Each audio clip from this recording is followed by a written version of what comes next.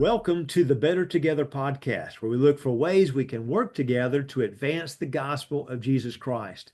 Today, I have with us Dr. Chuck Lawless. You may know him from his work with Church Answers or his work he was at Southern Seminary. Now he's at Southeastern Seminary in Wake Forest, North Carolina. And I do encourage you to check out his website, chucklawless.com. He writes a lot of good material, does a lot of good blogs, and has written several good books. And so, Dr. Lawless, thank you so much for taking the time to be with us today. Hey, thank you, friend. It's always good to be with you. So, Church Answers it's just been a great resource for us. It's helped us in some many ways. We've used the Know Your Community. We're going to talk about the Hope Initiative in a bit, but one of the resources that you all have is Know Your Church, and that's something we've not used a lot. So walk our listeners through about, hey, why do you need to know your church? And I suspect most of our church leaders think, well, I know my church. But was talking to Sam not that long ago, and he said, this guy has been doing research on Know Your Church since before he accidentally said before computers. And then he corrected himself and he said, no, before the internet. And he talked about you using Scantron and all the rest of it. So you've been about this for a long time, haven't you, my friend? Yeah, I have been. Actually, I can remember back when I was a PhD student and Tom Rayner was my major professor, my supervising professor, and he recognized the need for churches to look at themselves, to get a sense of what churches believed about themselves. A perception survey, because that's any kind of survey like this is going to be perception. What does the church perceive about itself? But I can remember sitting in his office, and it literally has been 25, 26 years ago now, sitting in his office thinking about questions, statements that folks would answer, strongly agree to strongly disagree, and coming up with 160 questions, which sounds like a lot, but we put together what was then called the Church Health Survey. And we have used that survey now, the Know Your Church report. We have used that survey since then, and we have changed it. We've tweaked it. Early on, we were living in a Southern Baptist world almost exclusively, and used terms that other denominations may not use for small groups, for example. So we've tweaked some things over the years, but the core is still the same. It's a survey to ask church members, what do you believe are the strongest parts, the weakest parts of your church, so that we get a sense as church leaders, what does our church believe about itself? So is it a bit like doing a SWOT analysis with the church where they're kind of completing this survey so you come away knowing what their strengths and weaknesses are? Well, again, it's perception. So what you ultimately will receive is a report that looks at what does the church believe about there are 6 areas in worship, evangelism, discipleship, ministry, prayer, and fellowship. What we would argue are the 6 purposes of the church. And as church members take the survey, we produce a report that says your church says about themselves, of these 6 areas, here's the strongest component, here's the weakest component, and here are the areas where we need to work. Now, what we do with that as a consultant, and what I would tell pastors to do, is take a look at your findings and ask the question, is what your church says is the case, what they perceive to be the case? If they perceive that worship is your strongest area, would you agree with that? Look at the differing questions. In each of the areas in the report, we give where does the church see its strongest part in worship, for example, and what's the weakest part of worship? And so the report says overall, which is the weakest area of the 6 fundamental purposes of the church, and then within each purpose there are a number of questions that help you look at the individual purposes. So it's a very thorough report to help you understand what the church believes about itself. And so with what you were doing early on, doing the surveys and then kind of coaching these pastors and coaching the church, were you, on how to improve, how to be more effective at worship or prayer or whatever their particular weaknesses were? Is that the way it worked? Yes, we still do it this way. Although we now will help pastors look at the report and figure out where to start, because this is a 160 questions. Again, it sounds like a lot. It is a lot, but it takes 20 minutes, 25 minutes, depending on how much you think about. We really want that first response as you look at your church to take the survey, and then you digest it as leaders to look at where do you want to start in working on things. To give an example, Eddie, sometimes what the survey shows is that communication is just not good in a church. I can remember years ago, I did this same survey with a church, and the church said overall that we do not have a line item in our budget for missions. So that was their finding. So one of our weaknesses with missions is we don't set a part of our budget for missions. Well, believe it or not, I knew this church. I had done some work with this church. I think at the time they were giving 15% of their budget to missions. So not only did they have a line item, but it was a significant amount. So as we sat down with the pastor, we just look, your church says you're not doing this. We know you are. So what's the problem? And the pastor said, I'm not communicating it very well. And that's exactly what was going on. And so what he learned in the survey is, look, our church doesn't know a lot of what we're doing. So apparently we're not talking like we need to talk.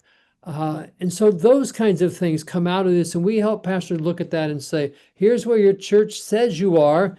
Here's where we see you. What's the discrepancy? Where do you see your church? Sometimes, Eddie, we've done this with lay persons doing the survey and then staff doing the survey and comparing the two findings. Saying, all right, you have completely different views on X, so how do we bring that together?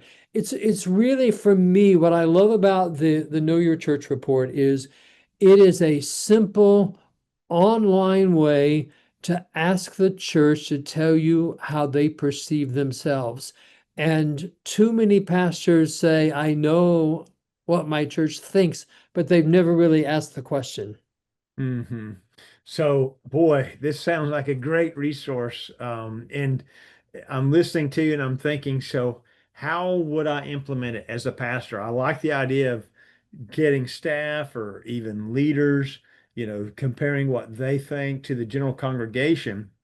So, is it the kind of thing where you would send out a link for everybody that's a active member of your church? What are the nuts and bolts of it? Yeah, it is. It is online. It wasn't when we first started. It was paper. It was Scantron sheets that we sent to the church. They actually would call us and ask for a number of Scantron sheets. We'd send the questionnaire and the Scantron sheets. They come back to what was our office that was housed in our house, and my wife Pam and I had the Scantron, and we would send those documents through and produce a report. And we kept that Scantron. I think you know a little bit of this. So we kept that Scantron for a lot of years until we moved here to North Carolina now 12 years ago, and the Scantron broke down. We had a guy come and he told us that we had one of only two Scantron machines still in North Carolina that he knew of. And so we knew then, all right, it's time to make this entirely online. So it is online. We send a link. Here's what I tell pastors. I don't typically say just invite anybody to volunteer to take the survey. And here's the reason I say it. I understand why you would want to do that, but my experience, Eddie, is that quite often the only people who jump at taking a survey are the people who are frustrated about something and they want to have a voice. So and then what happens is you get a report that's negative, and then the pastor gets stressed. And so my suggestion is, and what we generally encourage folks to do, is hand pick a select group of members, depending on the size of the church. I generally talk in terms of, and we tested this number of years ago, 15% of your active attenders or a minimum of 35. One of those two numbers, minimum of 35 or 15% of your active attenders, we learned gives us a pretty good picture where the church sees itself, as long as you have chosen a good cross representation of the body. So we look at male, female, young, old, length of time in the church, leaders, non-leaders. It's just if the church says to us, if leaders say to us, we pick these people, we invited them to do this because this really is a good cross representation. They would know that better than we would. And they've gotten a sufficient number of respondents. What we've seen is that we get pretty good results in that survey that help us take a pretty good look at that church. So That's correct. that's the general process. So everybody doesn't have to take it. And boy, I'm glad you said that, because that's what every pastor starts worrying about or thinking, oh no, and somebody's got to axe to grind, so to speak. So you're kind of selective, and a percentage or the 35 do it. So they send it out via email or they do it online. And then they get the report. Ideally, a consultant would work with them to go through the results, wouldn't they? I do think that's ideal because there you get detailed responses to every one of the 160 questions. And there are 10 of those questions, Eddie, that are actually theological questions. And we don't factor in those theological questions in the overall finding of whether or not the church is healthy. But they are important questions for a pastor to know. And in some cases, we've heard from pastors who said, I have never asked my church what they believe about X. Hmm. And those simple 10 questions at the end of the survey are helpful. For the 150 questions, what the pastor will ultimately get is the church finding saying our church is very healthy, marginally unhealthy, and all the way down to very unhealthy. So you get an overall report, and then you get an evaluation of each of those areas. Worship is healthy, not healthy, evangelism, and so forth. So there's a lot to it. And so having somebody who's gone through it, or a consultant or one of us at Church Answers, helping you think through the findings. Where do you start? What do you look for? That's generally helpful. That's great. Well, boy, it sounds like a wonderful tool, and I'm hoping more of our pastors will take advantage of it. More of our churches will take advantage of it. It's been 25, 26 years in the making. If you think about Scantron all the way back to where we currently have it online, what a great resource. So thank you for working so hard and developing this, Dr. Lawless. This is wonderful. And I think, Eddie, I think we offer your folks a discount as well. We love your folks, and we want to help any way that we can. And so I certainly recommend it. In fact, when I talk to churches, when you put together the Know Your Church and Know Your Community, you're looking in the two directions you need to look at. Who are the people we need to reach and what's going on internally? You got to ask both questions. And Mhm. one is simply tell me your driving distance from your church. You can learn about your community with an extensive report. And then let's learn what our church believes about themselves. And then you start to bring them together. That's great. And so the resources you're talking about, if you go to nafwb.org, you can click on the section that's got there's just little buttons or links on the right, and look at the Church Answers resources, and that's what Dr. Lovelace is talking about. Be sure to plug in the special code to get the discount and all the rest. But yes, I think you're right. That's a great resource, and we appreciate you offering it. So I want to switch gears for a bit. So you helped develop really another resource called the Hope Initiative. Sure. And wow, that has been it's been very helpful to many of our churches. And I think you're on that little Facebook group, and people talk about, what's happened in their church and people getting saved and all the rest of it.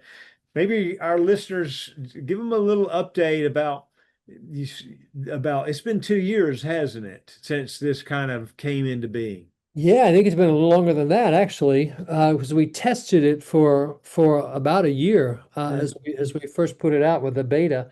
Um, and here's what we're still finding. Churches generally turn inward. It just happens. And what we've seen churches try to do historically is figure out some big move to turn outward again, some single event or something that often doesn't last very long. But what the Hope Initiative does is it ask a pastor to enlist some folks, doesn't have to be a large group, who spend 30 days in the Word and in prayer, working together as a group, seeking the Lord, uh, seeking the Lord in His Word, and looking at the community differently, where each day these participants are spending just a few minutes in the Word and praying, and then we give them assignments to do each day, and those assignments might mean you invite somebody to church, you write a letter to somebody in your community saying thank you. There are just a number of things that we encourage folks to do, to pray for non-believers, just some simple steps. And what we're still seeing is folks who know they need to be outwardly focused, but have never had a simple, ongoing, strategic means to get there, are saying, I'm seeing my community differently, I'm looking at people differently. I've invited people to church and I haven't done that in a long time. And we're still seeing, take a handful of people who pray, who read the word, who look at the community differently. And that's where I think the name of this strategy, Hope Initiative, becomes so real, because a pastor who's struggling turning his people outward, turning the whole ship around, give him a handful of people who are on board and catching some fire and increasing their zeal for Christ and looking at their community differently, and talking excitedly about they invited a friend to church, even whether or not that person came. But we're also still hearing stories of people coming to know Christ, and churches that have picked up steam because of the Hope Initiative. And so small group, intentionality, prayer, the word, looking at the community as a mission field, and we're seeing things change. I think you know about our Kansas pastor that had a layperson. His name is Zach Parent, but a layperson said to him, "We've done more evangelism in the last 30 days than the past 30 years at this church." And he was in the first group that go through the Hope Initiative, I think. So it's just, I think if I'm remembering this correctly, in the beta group, you talked about this is not burdensome. In other words, it takes about 20 minutes a day, and people, when they read the book Pray and Go, but they really need the whole Hope Initiative kit. When Sure. you read Pray and Go, you're like, oh, we should be doing this anyway, but it makes it easier to put our faith into practice. So y'all have just done a wonderful job developing this resource, and I think it's a very great benefit to the church. Well, and I'm really, really grateful to hear that. And one of the things I love about Church Answers, and all the way back to my early days working with Tom, uh, and Sam, even watching Sam grow up over the years and become the great leader that he is there's always been a heartbeat about how do we practically help brothers and sisters in Christ genuinely make disciples by sharing the gospel and leading new believers to share the gospel themselves. The heartbeat has always been, we're not here to impress with our strategies or impress with our knowledge. It is, how do we use the giftedness, the opportunities that God's given us to put practical tools in the hands of people who just want to love the Lord and do the work of the Great Commission. And I love that commitment of Church Answer. So it means a lot to me, Eddie, to hear that you're still seeing the product of that. We are, and we it's great to have for pastors to have a resource, someone to come alongside and be able to help them. And so thank you for Hmm. what you're doing and thank you for what you've done. And who knows what's ahead, my friend. Uh, Yeah, that's right. more good stuff. The Lord is still working. There you go. Well, thank you for taking the time to be with us today. I know it's busy. The semester is about to start and all of us traveling. So we appreciate you and appreciate you taking the time to be with us. Thank you, Eddie. Always good to be with you. And we want to thank you. Thank you for taking the time to be with us today. Remember, if you know someone that would benefit from this podcast, please take it, share it with them. Remember, every little thing we do, it really does matter. When we come together and work together, we accomplish so much more because we are better together. Thank you.